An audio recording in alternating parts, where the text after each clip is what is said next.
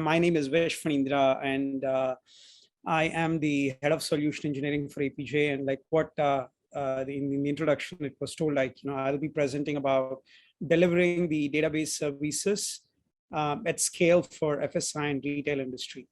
And first of all, thank you so much for attending this session. And I would love to have a lot of questions coming out from each of the participants. So please keep the session interactive. Just wanted to take a step back, right? Before I talk about how FSI and retail is really changing, we all agree that all applications need a database platform, right? A relational database management system. And whether it's a traditional monolithic database, which was designed, in 90s, 2000s, you need a backend where you would want to store the data and retrieve the information as required. And if you look into the way how databases has been managed in the past, downtime was a part of life. So especially if you would want to do any maintenance activity, a manual failover is something that one has to go through, right? To do any database upgrade or any scheduled maintenance, or even if there is any unscheduled maintenance, manual failover is super important. And obviously, so there is a scheduled maintenance thing that I talked about. And in the event if there is any network failure or a data center failure, obviously it kind of incurs a downtime for the application. But typically how these databases were operated was that these databases were run on a single node, which has a bunch of compute, storage, and memory. And if you take an example of a retail application here, so you have various modules that are all bundled together as one single big app. And there is one backend which is running in a single node or a single instance. And in order to make sure that the app, the database doesn't lose any data in the event if there is any failure for the active instance, in order to make sure that the app can continue to serve the request, you have a passive instance which will take the data from active instance on on a regular intervals in an asynchronous fashion. And in the event if the active system was were to go down, and the app gets connected to the passive instance. So the idea is that these apps were designed more for predictable workloads, and you will provision your database to handle all the peak workloads. So whenever you are provisioning a specific VM instance or an infrastructure where your database want to run, it always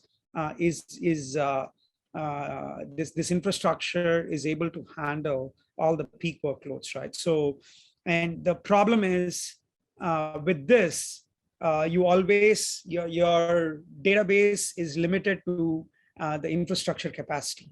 As once you hit the threshold of the infrastructure, there is no way your database will be able to operate at scale, right? And obviously it requires downtime, and you cannot scale this, right? So there is no way you can scale the database in this traditional world. If you want to scale, then the only way to do that is you have to buy bigger machines, right? So if you are running on a 4-core VM and you kind of peak that 4 cores with or the memory or the storage, the next thing to do is for you to get to a much bigger machine. And if you were to peak that, and then you were to go into a bigger machine. So it's always done through vertical scaling. But then, everyone evolved, right? Humans evolved. When you look into the way how today a typical consumer operate, if the service is really not good, and it doesn't offer, you have all these 11, 12, 12, all these different sale. And if there is any specific period in which, you can get certain promotions or whatsoever, people really want to jump on it, right? If they can't really avail that service, then which means it can't scale, then the customers are not happy. And in the event when there is such peak traffic planned and there is a downtime for a specific service, then obviously users are not angry. And obviously, this kind of also makes the customer churn if they're not happy with what you're offering. And obviously, they'll go out and talk about the way how you're doing or offering your service out there in social media, right? So what's happening is in the recent times, business innovation is putting a lot of pressure on all the traditional systems. So the systems that were designed a couple of years ago is no longer able to keep up with the innovation with the innovation that businesses are moving towards. Gartner has kind of put this landscape. I'm pretty sure some of you might have heard of this space, which is a layered architecture. So they kind of really look at all the systems that an enterprise run they put them into three categories, right? Systems of records, systems of differentiation, and systems of innovation. So these are the three things they classified each of the system belong to, right? It belongs to one of these.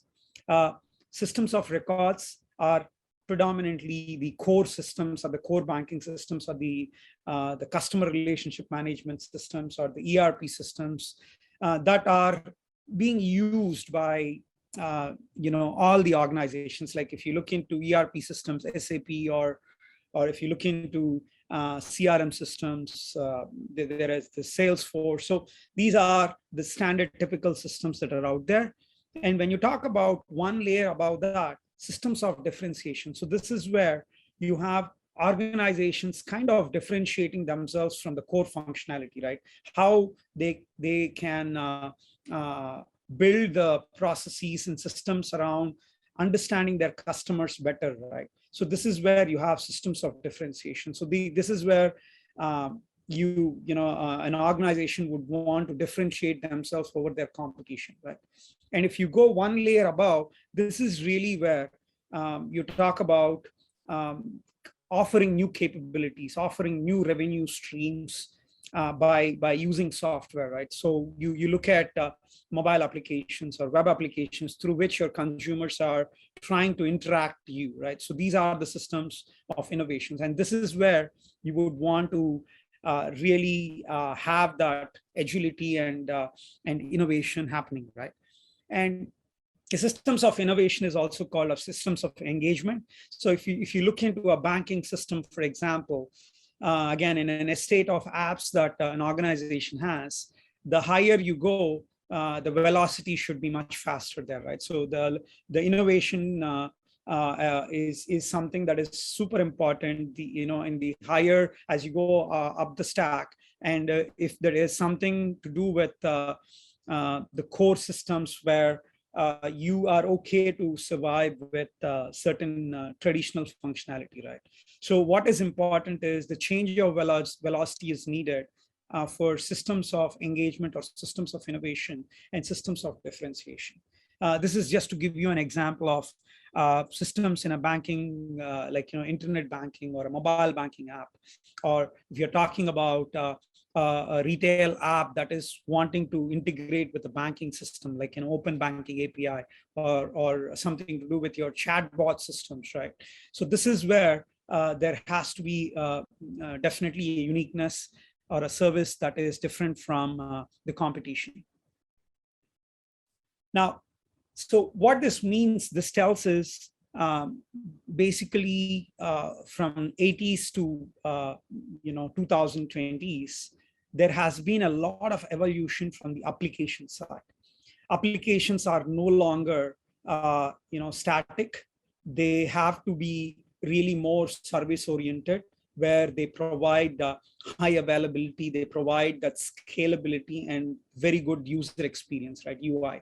And when I talk about this, again, I'm talking, you see this in your day-to-day life, like, the mobile apps that you interact with, or the services that you interact with, whether it's a mobile banking app or whether it's a retail app, Lazada or a Shopee or a Grab app, where you would want to use it for your day-to-day activities, right?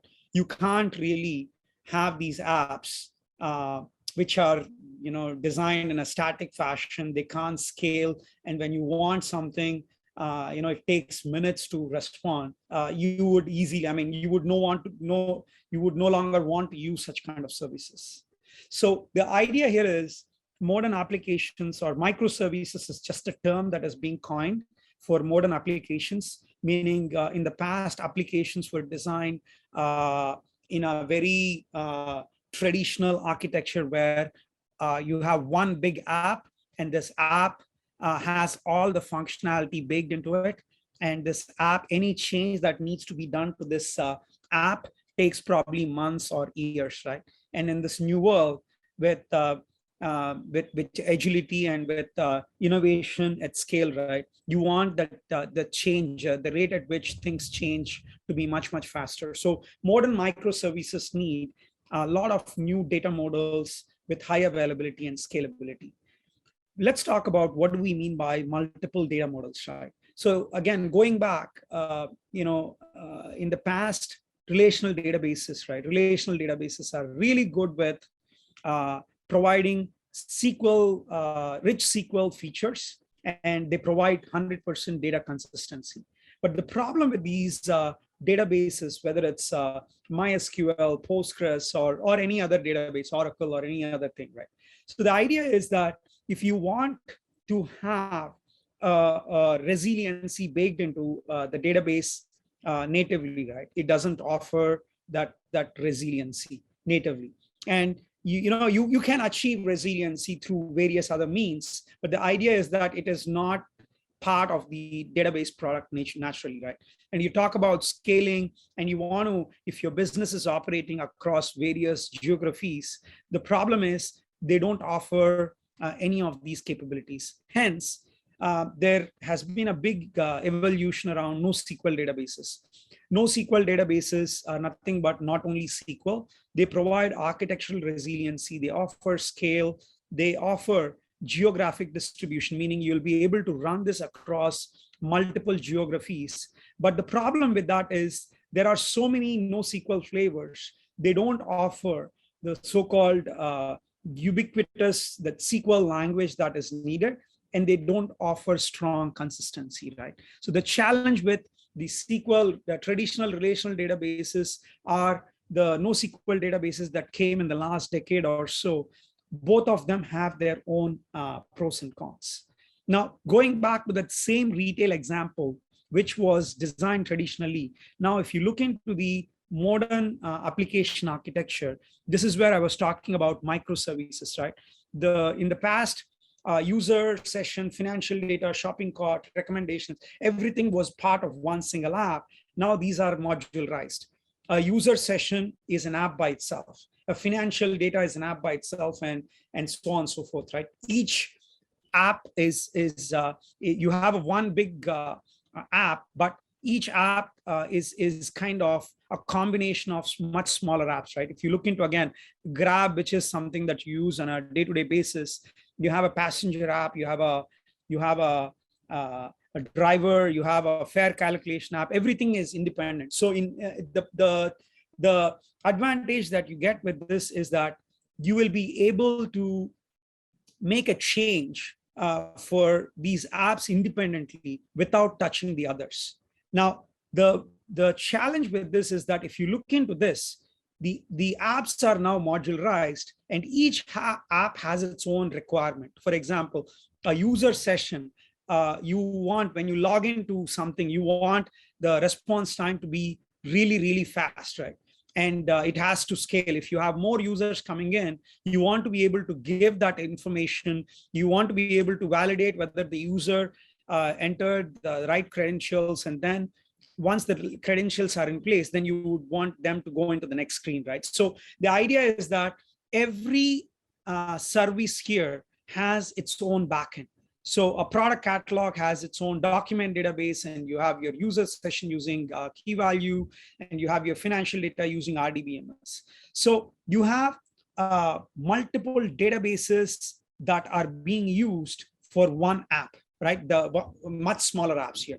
So the idea is that you are evolving on your application tier, but when it comes to your database, you are actually complicating your database layer with many, many technologies, right? So it's no longer one database, right? You have many databases to operate, many databases to manage and scale. And all of this running across, imagine various clouds and so on and so forth. The complexity now quadrupled. And what is really needed for this age of application architecture is something where you want to have the goodness of SQL, and you also want to have the goodness of NoSQL. So literally, if there is something like providing a database that offers resiliency, scale, and being able to run across various geographies, and yet provide strong or rich SQL features with ACID compliance is what today's applications need. So what organizations really need is to be able to, while they are modernizing their applications really quickly, what they really want is they want customers, have that real more meaningful interactions where they see value, right? So where they are able to provide scale, not just for the application part, but end to end, application as well as database, and being able to iterate much faster, right? Being able to change things much faster. When it comes to cost, you no longer can afford to have a cost based on a feature, right? So traditional licensing model has always been, if you want a compression technology, then here is the licensing compression feature, here is the licensing that you need to go with, right? If you want to have a central dashboard to monitor features, right, then you need a different licensing model. And you don't want to have various database technologies, which I was showing in my earlier slide. You have different database technologies where you have a huge database sprawl, where you have a huge operations team managing all these various database technologies, which means you need to first make sure that there is a skill set, and then there is also a team that is available to operate them as and when required, right? When business need to scale, when business need to be able to, when there is no scale, how do you lower the cost, right? These are the things that organizations need now. And lastly, when it comes to security, right? Data is really the backbone for any business, right? So most important thing is data sovereignty becomes really critical. You don't want to have a database that is not really secured, or it doesn't offer requirements like data sovereignty requirements, like, hey, I want this specific data to be pinned to a specific region, even though I'm operating my business regionally or globally. And I want to be able to run my database across any cloud. In the earlier session, Ajit did talk about, multi-cloud is the way to go, right? For any organization, you don't want to have your database technology to be linked to a specific cloud or specific infra, right? Your database has to be, or your app has to be independent, right? Or loosely coupled with your infrastructure. And really being able to do the database migration at scale is something that is needed, right? So you don't want to have a situation where I should be able to, if there is a need, I'll move to a cloud, and then I will go back to a normal data center or an on-prem data center when there is no demand, is something that's not going to work. So this is where Yugabyte comes in. Yugabyte is a distributed SQL database. It is highly optimized for transaction-based applications. What do I mean by transaction-based applications? I'm literally talking about the systems of engagement or systems of innovation, and the systems of differentiation and systems of records, right? This is where Yugabyte, when there is a need for a database to have that high performance and being able to run across any cloud of your choice, right? And you want this to be 100% open source technology because it drives innovation in your business, right? Then this is what Yugabyte is, right?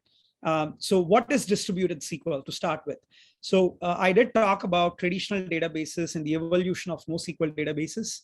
And the idea is that, having just all the goodness of SQL and having all the goodness of NoSQL is under one roof is nothing but distributed SQL.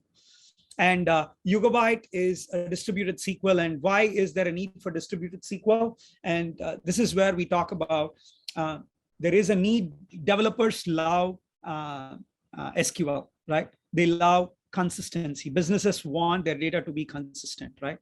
And what is happening is, with this new age applications that are being built, scale is going to be super critical, and being able to make the database highly available, even in the situations where there is a node failure or a server failure or a data center failure, right? So it doesn't matter. You want your database service to be highly available, and making sure that the database can operate or run across multiple geographies, right? And we talk about the need, and this is the need for microservices, or the applications that are built modern, in a modern way. And obviously the location where you wanted to run them, right? You wanted them to be truly cloud agnostic. And by going with a distributed SQL technology, you get developer agility, and you get operational efficiency, and most importantly, it triggers really the business velocity, the rate at which you're changing your applications, the way how you're being able to change your database is something that helps drive the business velocity. And how does the distributed SQL architecture works, right?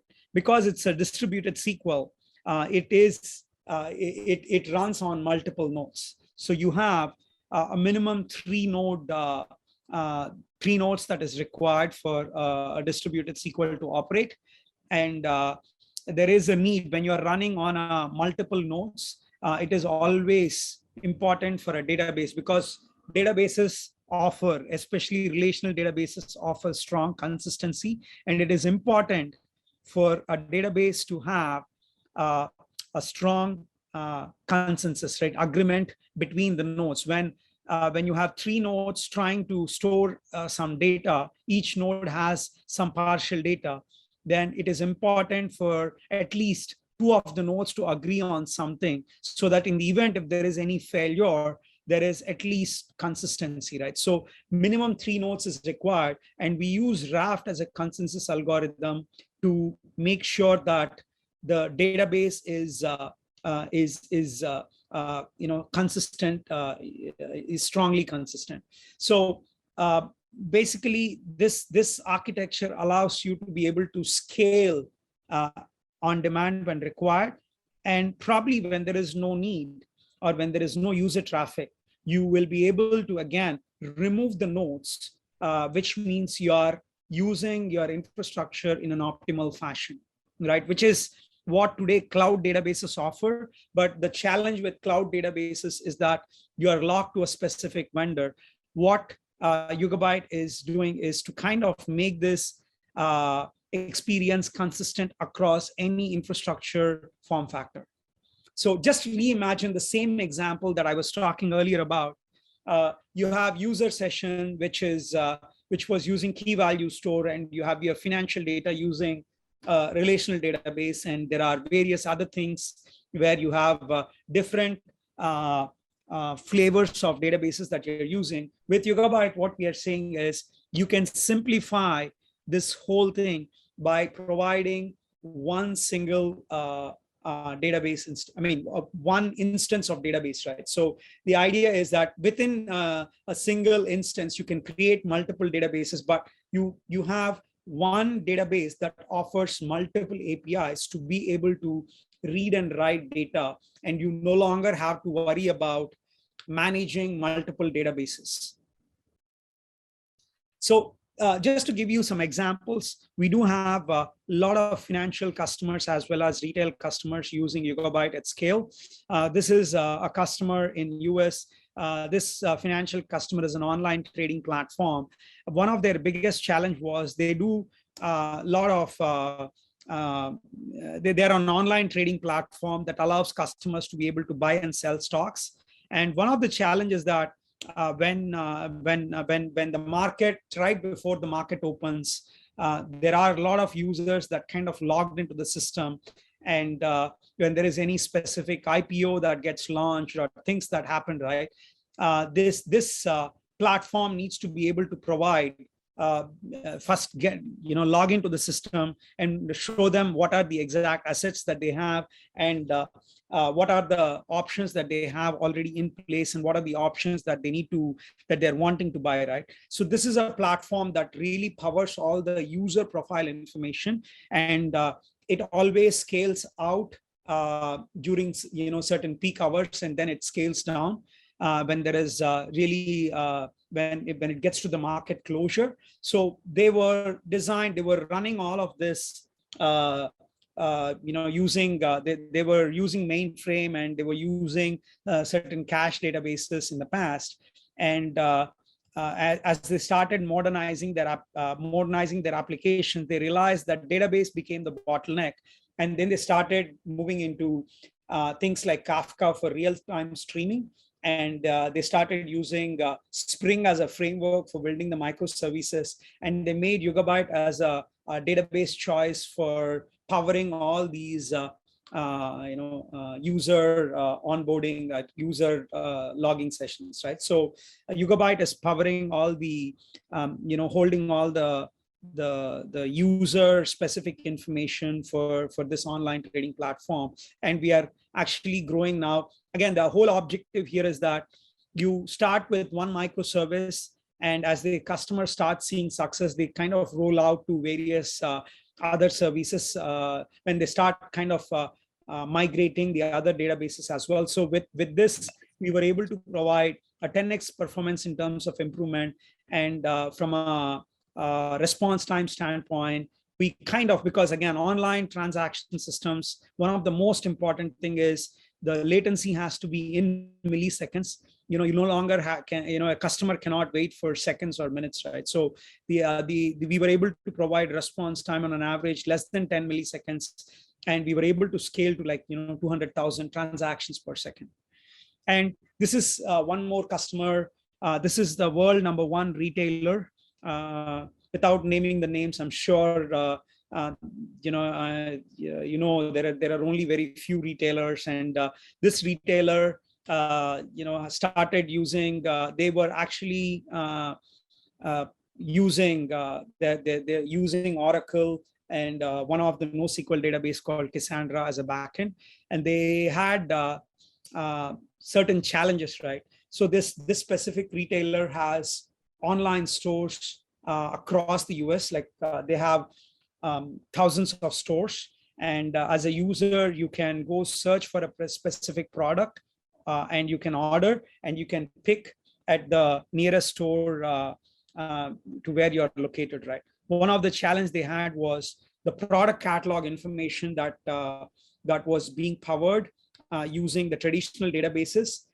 It was not strongly consistent. So meaning, I can, if there are multiple users trying to search for or order the same product, it kind of shows that this product is available, in the store. But when you order the product, by the time because the data is not strongly consistent, they were using this NoSQL database, and it was not strongly consistent.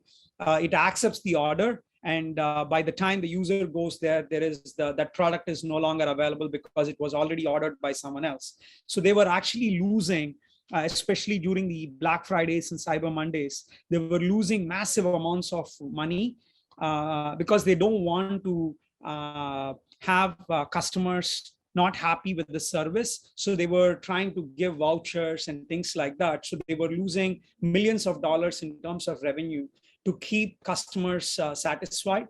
And they evaluated various technologies, and they finally chosen Yugabyte as a database because it offers that strong consistency, and it allows them to be able to scale. And we were able to instantly, by just this one specific product catalog matching, we were able to save $10 million in terms of revenue for them. And they have, with the success of that, they now rolled out Yugabyte to be the backend for various other things, like how do you, if there are any group items, right? How do you increase the discoverability for those items, right?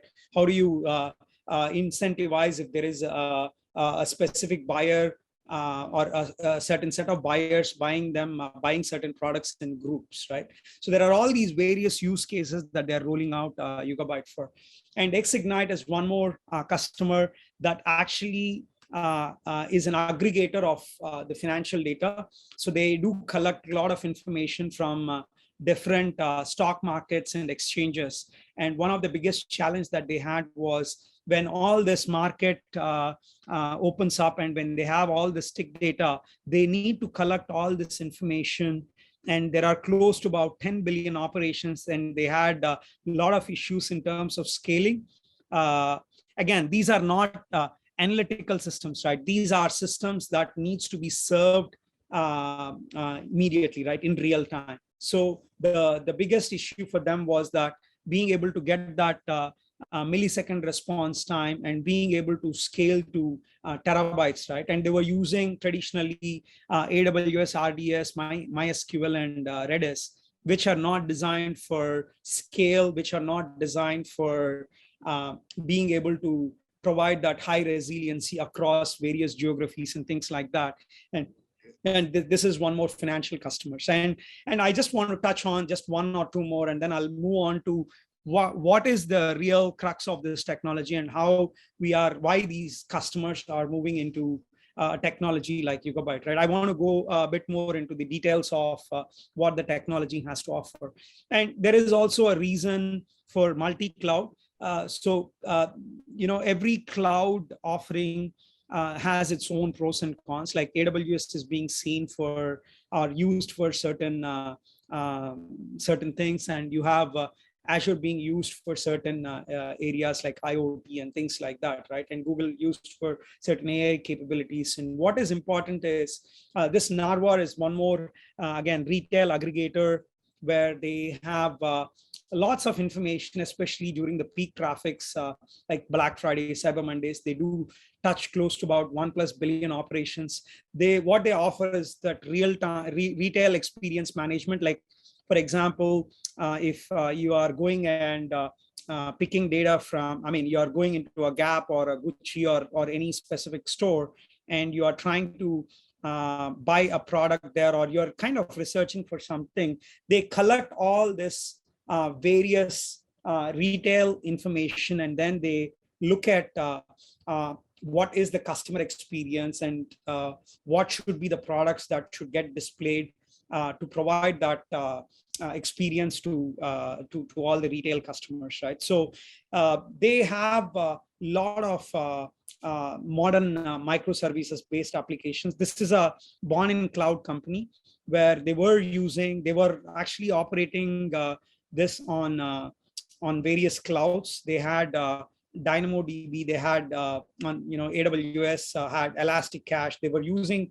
various services of AWS. They were using services of GCP, and what they wanted was to kind of reduce the cost and improve the scale and provide better customer experience, right? So in terms of collecting the data and providing that near real-time recommendation. So this is Narvar that is using Yugabyte for powering the retail customer experience management. And Plume is not really retail or anything. They collect all this Wi-Fi information. The idea is that the reason why I put this slide out there is I'm sure recently you have heard of this AWS outage, right? And clouds going down, a specific region going down is not something that is new, right?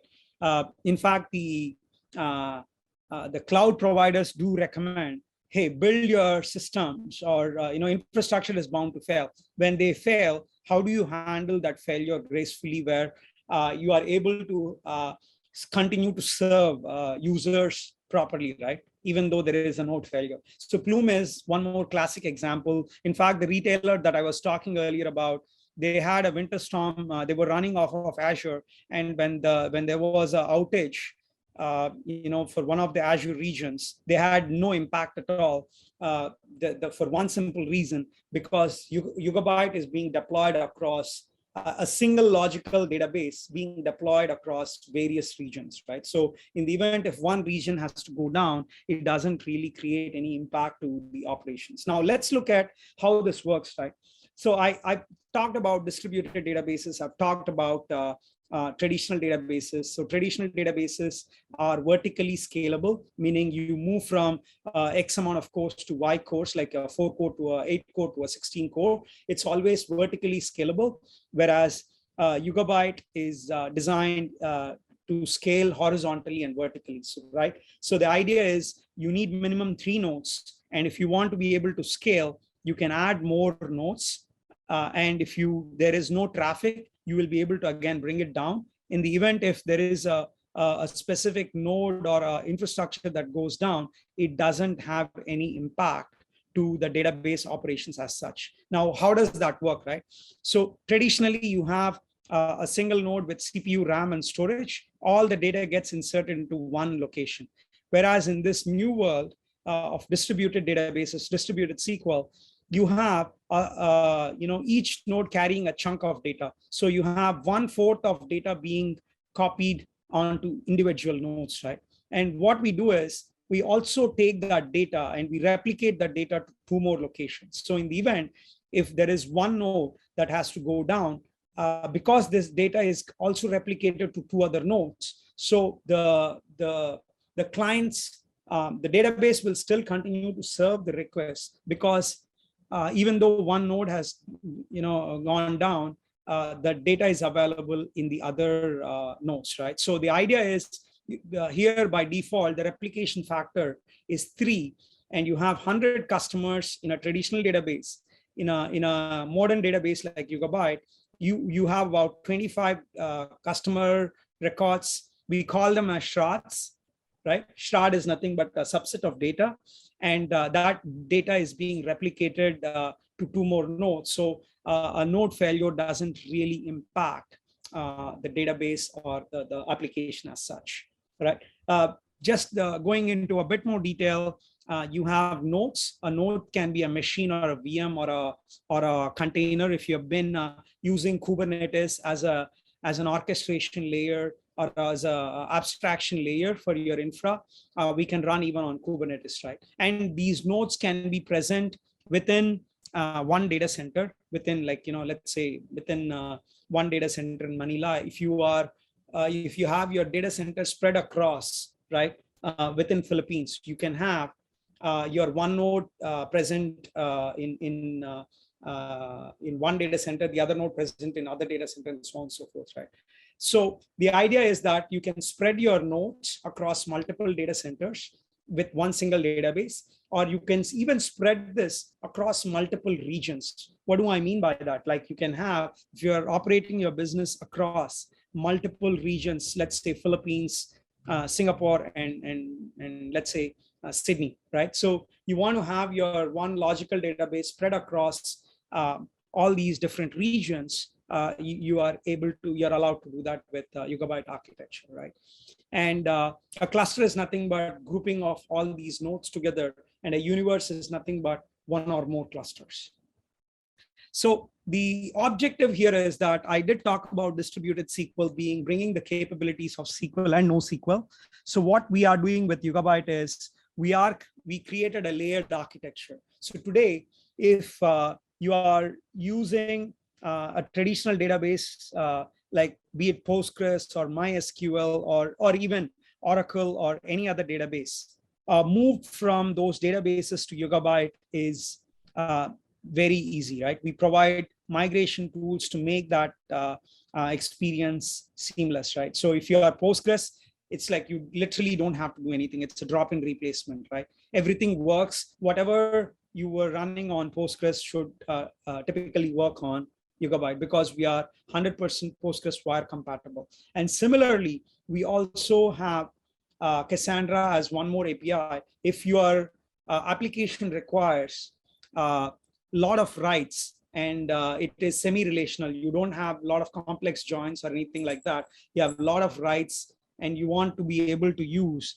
a NoSQL API, we offer Cassandra as another API that supports, right? The beauty again here is we took the upper half of Postgres and we took the upper half of Cassandra, but we literally wrote our database storage or database engine from ground up, right? So if you have heard of this thing called Spanner that Google came up with, we are a Spanner inspired database that can run on any infrastructure. So we are cloud neutral, right? We will be able to run across any infrastructure of your choice. And our database engine offers scalability, high availability, database sharding that I talked about, which data should be stored in which node. All of that gets simplified with our database engine, right? So we actually have used built this from ground up, and to make the adoption of Yugabyte and making the learning experience much easier, we adopted the most popular database, most popular APIs like Postgres and Cassandra as the APIs. So it becomes much easier for one to use Yugabyte and get all the benefits of a distributed SQL with our database engine, which we built from ground up. So these are a bit more details that kind of calls out what are the services that are inside the hood. We have a master, which is where the catalog information is. When you create a table, that table information is stored in the master. And when you talk about really storing that data, earlier I was talking about this 100 customers, right? Where each node has 25 customers, right? 1 to 25, 26 to 50, and so on and so forth, right? So that customer data sharding and replication, all of that, we call this as tablet service, right? So a tablet service is where the user data is, and the master service is where the metadata is, right? And the blue colors are the masters or the leaders, and the half white are the followers.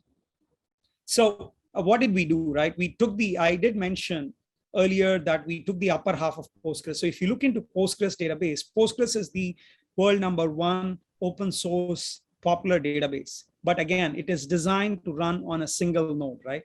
It runs on a single node. It doesn't offer scale. If you want to be able to scale, it only scales vertically. You're running on a 4-core machine. You have to scale by adding more compute to that same node or whatsoever, right?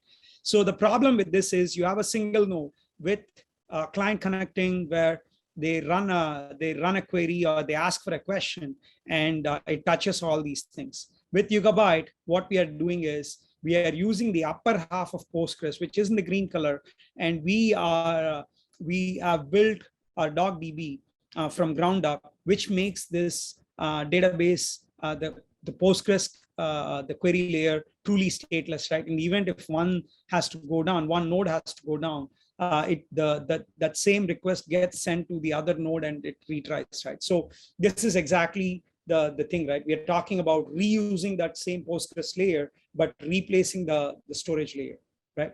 So what we also did was we also enhanced the query planner, because the traditional Postgres database is, again, optimized for a single node, and we run on multiple nodes. We kind of enhance the optimizer to make sure that when a query gets executed, it uses it makes use of the infrastructure, the power of all the compute that is available to really fetch the responses that a client has requested, right? So this is the example that I was talking about. So you can connect to any node. You can add nodes when needed. You can remove nodes when not needed. And when there is a node that gets failed, it's okay, right? The database is fault tolerant, that it can survive the node failures. And what we also did was more on the deployment patterns, right? So I did talk about this earlier, but just to again make it easier for you to understand, right? Traditionally, databases run in one data center. With Yugabyte, you can have a multi data center, like 3 data centers, where each data center has a single node, and you can run within, let's say, one region. Like if you take Philippines as a region, within Philippine region, you have one database running across 3 data centers. You can even run within a single cloud. If you have multiple regions, I did talk about Singapore and various other examples, right? You can have that pattern, right? Or you can even run in a multi-cloud pattern, right? Meaning you have one single database created that is strongly consistent, where you can have one node running on AWS, one node running on Azure, and one node running on GCP, right? You can have a multi-cloud, multi-region deployment that really makes the database highly available, right? And resilient when there is any failures. And this is a very unique architectural approach compared to a traditional database. We also support the other deployment pattern. If you want to go for something like a traditional approach, I want to install a database on multiple data centers, but these things has to be independent, right? I can have a database running on data center 1 and database running on data center 2, but these are active, right? I can write data here, I can write data to this, and they can replicate the data asynchronously, right? Behind the scenes every few seconds, right? So this multi-master deployment through an X cluster replication is something that is baked into the product. So the idea here is with distributed SQL, you can make the patching and upgrading automated. And when there is a failure, literally there is no data loss. And all it takes is about 1 or 2 seconds or so to fail over to the other node to make sure that the database is still resilient enough to be able to continue to serve the client request, right? So the idea is that distributed SQL offers all these capabilities, which is not the case with the traditional database. And this is the example that I talked about when there was a winter snowstorm that happened, where one of the regions went down. It has literally no impact to the application or the database as such. And we do have customers that are also running across various geographies, right? So we do have a customer, Admiral. They actually run a synchronous database across the US, which is spread in multiple regions like US West, Central, and East. And they also have read replicas across various geographies. So what that means is they have no downtime at all, and they are globally available. And this read replicas help them to be able to, if their users move from US to various other regions, they have read replicas, which means it provides that high performance, and yet they're highly resilient. Now, I just wanted to touch on the consumption models here. We are 100% open source. Hi, Servish. I'm so yes. sorry to interject. I'd just like to advise that we're almost out of time. And if we could request you to start to wrap up your presentation. Yeah, this is my last slide. Yeah, thank you, sir. Yeah. So Yugabyte offers this flexible consumption model where we, on the left-hand side, what you see here is the database, which offers 100% all open APIs, and everything is 100% open source. There is a huge community behind it. If you were to move into a production instance where you would want to have a simplified orchestration, where you want to automate the whole operations, this is something that we offer through our Yugabyte Anywhere offering. It can run on any cloud of your choice, whether it's on-prem, off-prem. And the fully managed is where we talk about you just use our APIs to run on any cloud of your choice, and we manage and support everything for you, right? So the idea is that it is fault tolerant, it provides you with that scale that is needed, and it offers no lock-in, and it is 100% fully compatible distributed SQL. With that, thank you very much.